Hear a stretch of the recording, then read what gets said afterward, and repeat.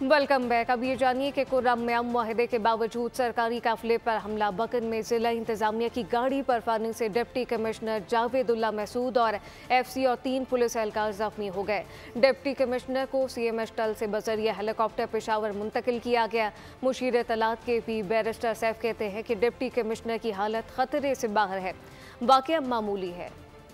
कुर्रम में क़याम अमन की कोशिशों को बड़ा धचका। अमन दुश्मन फिर सरगर्म, सरकारी काफिले पर हमला। लोअर कुर्रम में बगन के मकाम पर जिले इंतजामिया के काफिले पर फायरिंग कर दी गई। डिप्टी कमिश्नर जावेदुल्ला महसूद, FC और 3 पुलिस एहलकार जख्मी हो गए। जख्मी अफराद को पहले टल CMH मुंतकिल किया गया, जहाँ से उन्हें पेशावर मुंतकिल कर दिया गया। मुशीर इत्तलात खैबर पख्तूनख्वा बैरिस्टर सैफ कहते हैं कि डिप्टी कमिश्नर की हालत खतरे से बाहर है। वाकया मामूली था, हालात कंट्रोल में है।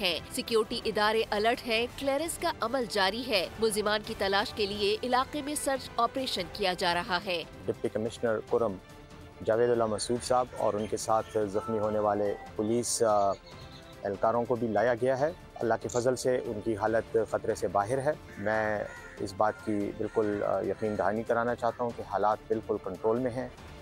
इस मामूली वाक़े के बाद सिक्योरिटी खदशात के बाइस टल से रवाना होने वाले पहले काफिले को रोक दिया गया। उधर तहकीकाती इदारों ने कुर्रम में काफिले पर हमले से मुतालिक इब्तदाई रिपोर्ट मुरत्तिब कर ली। रिपोर्ट में बताया गया कि दवाइयों, अशिया खुरोनोश पर मुश्तमिल सामान का पहला काफिला कुर्रम जा रहा था। DC की सरबराही में सरकारी टीम सड़क खुलवाने के लिए बात कर रही थी।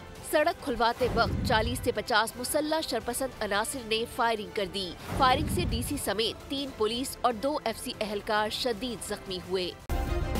सब्सक्राइब करें और बेल दबाएं ताकि कोई खबर रह न जाए।